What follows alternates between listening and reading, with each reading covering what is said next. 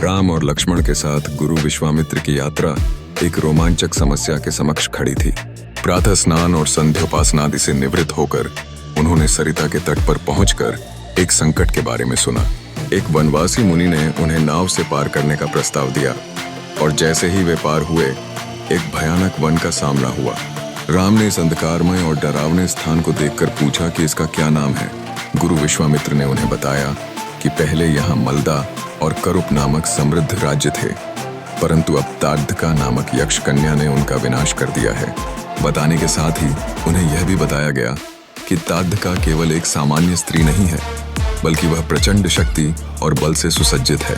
उसकी अनुचित शक्ति ने गांवों में भय पैदा कर दिया था, जहां किसी भी व्यक्ति की परछाई भी दूर दूर तक नहीं दिखाई देती।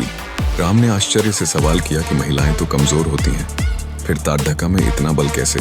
विश्वामित्र ने समाधान दिया कि ताड़का का जन्म सुकेतु, एक बलशाली यक्ष के द्वारा हुआ था, जिसने संतान प्राप्ति के लिए कठोर तप की थी।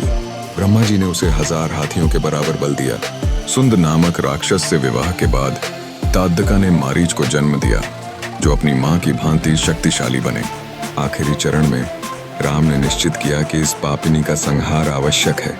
उन्होंने अपने साहस और दृढ़ता के साथ ताड़का के साथ युद्ध की तैयारी की। यह न केवल नारीत्व का छिद्र है, बल्कि सामंजस्य की पुनः स्थापना का भी समय है।